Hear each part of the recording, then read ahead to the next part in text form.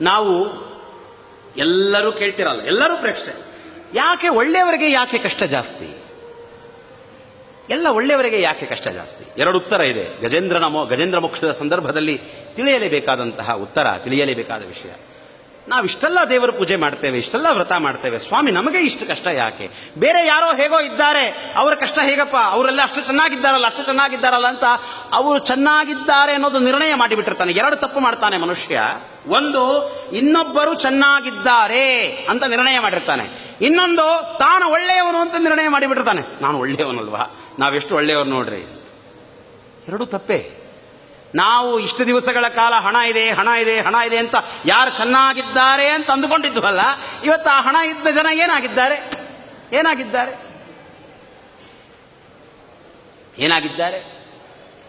ಇನ್ನೊಬ್ಬರು ಚೆನ್ನಾಗಿದ್ದಾರೆ. ಅವರವರ ಕಷ್ಟ, ಅವರವರ ಸಮಸ್ಯೆ ಅವರಿಗಿರ್ತದೆ. ಇರುವೆ ಭಾರ ಇರುವೆಗೆ, ಆನೆಯ ಭಾರ ಆನೆಗೆ. ಪ್ರತಿಯೊಬ್ಬರೂ ಕಷ್ಟದಲ್ಲಿರುವವರೇ. ಹಣ ಇಲ್ಲದವನಿಗೊಂದು ಕಷ್ಟ, ಹಣ ಇರುವವನಿಗೊಂದು ಕಷ್ಟ. ಮಕ್ಕಳಿಲ್ಲದವರಿಗೊಂದು ಕಷ್ಟ, ಮಕ್ಕಳಿರುವವರಿಗೊಂದು ಕಷ್ಟ. ಮನೆ ಇರುವವರಿಗೊಂದು ಕಷ್ಟ, ಮನೆ ಇಲ್ಲದವರಿಗೊಂದು ಕಷ್ಟ. ಕಷ್ಟದಲ್ಲಿ ತಾರತಮ್ಯ ಇರಬಹುದು, ಆದರೆ ಎಲ್ಲವೂ ಕಷ್ಟ ಉಳ್ಳವರೇ, ಎಲ್ಲರಿಗೂ ಕಷ್ಟವಿದೆ. ಮೊದಲಿಗೆ ಆ ಭ್ರಾಂತಿ ಮನುಷ್ಯನಿಗೆ. ಅವರಷ್ಟು ಚೆನ್ನಾಗಿದ್ದಾರೆ ನೋಡ್ರಿ, ಅವರಷ್ಟು ಆರಾಮಾಗಿದ್ದಾರೆ, ನಾವು ಮಾತ್ರ ಹೀಗಿದ್ದೇವೆ. ಮತ್ತು ನಾವೆಲ್ಲ ಇಷ್ಟೆಲ್ಲ ಮಾಡ್ತೇವೆ. ಏನು ಮಾಡ್ತೀಯಪ್ಪ? ಮಾಡಿದ ಧರ್ಮ ಸರಿಯಾಗಿರ್ತದೆಯಾ? ನಾವು ಮಾಡುವ ಸಂಧ್ಯಾವಂದನೆ, ನಮ್ಮನ್ನು ನಾವು ಪ್ರಶ್ನೆ ಮಾಡಿಕೊಳ್ಳೋಣ. ಬೇರೆಯವರಿಗೆ ಉತ್ತರ ಕೊಡೋದು ಬೇಡ, ಬೇರೆಯವರಿಗೆ ಉತ್ತರ ಕೊಡುವ ಅವಶ್ಯಕತೆ ಇಲ್ಲ.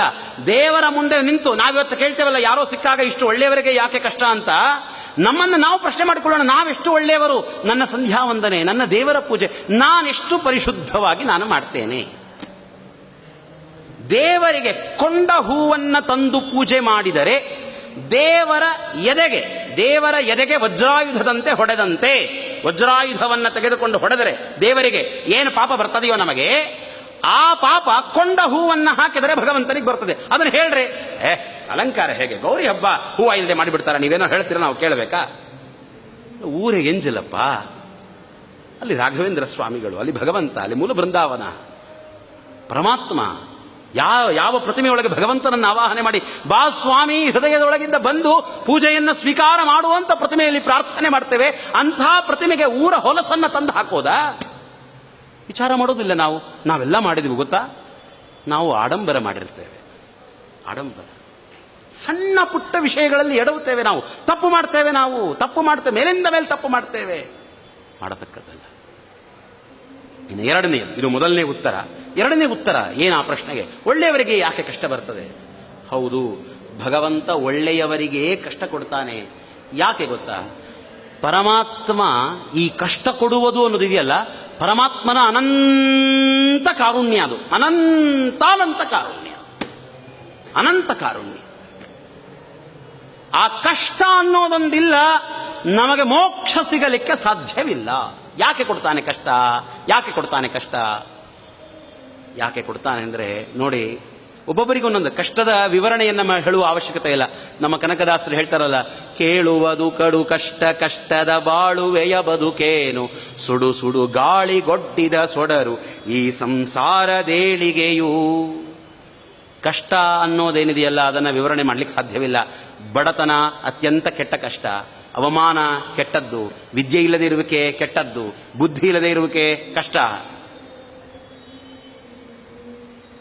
ಪರಮಾತ್ಮ ವಿಚಿತ್ರವಾದ ರೀತಿಯಲ್ಲಿ ಕಷ್ಟಗಳನ್ನು ಕೊಡ್ತಾನೆ. ಕಷ್ಟವನ್ನು ವಿವರಣೆ ಮಾಡೋದು ಬೇಡ. ಯಾಕೆ ಕಷ್ಟ ಕೊಡ್ತಾನೆ ಗೊತ್ತಾ? ಒಂದೊಂದು ಕಷ್ಟ ನಮಗೆ ಬಂದಾಗ, ನಮ್ಮ ಹತ್ತಿರ ಬಂದಾಗ, ನಮ್ಮ ಒಳಗಿರುವ ಒಂದು ಸದ್ಗುಣವನ್ನು ನಮಗೆ ತೋರಿಸಿಕೊಟ್ಟು ಹೋಗಿಬಿಡುತ್ತದೆ. ನಾನಿನ್ನ ಸಿಟ್ಟಿಗೆ ಬರಬಾರದು. ನಂದಿಷ್ಟೆಲ್ಲ ಕಷ್ಟಕ್ಕೇನು ಕಾರಣ? ನನ್ನ ಸಿಟ್ಟು, ನಾನು ಬಿಡಬೇಕದ. ಇಷ್ಟೆಲ್ಲ ಕಷ್ಟಕ್ಕೇನು ಕಾರಣ? ನನ್ನ ಕಾಮ, ಬಿಡಬೇಕದ. ಇಷ್ಟೆಲ್ಲ ಕಷ್ಟಕ್ಕೇನು ಕಾರಣ? ನನ್ನ ಲೋಭ, ಬಿಡಬೇಕದ. ಇಷ್ಟೆಲ್ಲ ಕಷ್ಟಕ್ಕೇನು ಕಾರಣ ಅಂತ ನಾವು ಹುಡುಕ್ತಾ ಕೂಡ್ತೇವಲ್ಲ, ಆ ಕಷ್ಟದ ಮೂಲದ ಒಳಗಿರುವ ಏನೋ ದುರ್ಗುಣ ಇದೆಯಲ್ಲ, ದೊಡ್ಡವರನ್ನ ಬೈದೆವು, ಅವಮಾನ ಮಾಡಿದೆವು, ಕಾಮ, ಕ್ರೋಧ, ಲೋಭ, ಮೋಹ, ಮದ, ಮತ್ಸರ್ಯ, ಇವೆಲ್ಲ ಏನು ಕೆಟ್ಟ ಕೆಟ್ಟ ಕೆಟ್ಟ ಕೆಟ್ಟ ಗುಣಗಳಿವೆಯಲ್ಲ, ಆ ಕೆಟ್ಟ ಗುಣಗಳನ್ನು ತೋರಿಸಿ ನೋಡು, ಇದು ನಿನ್ನ ಕಷ್ಟಕ್ಕೆ ಕಾರಣ.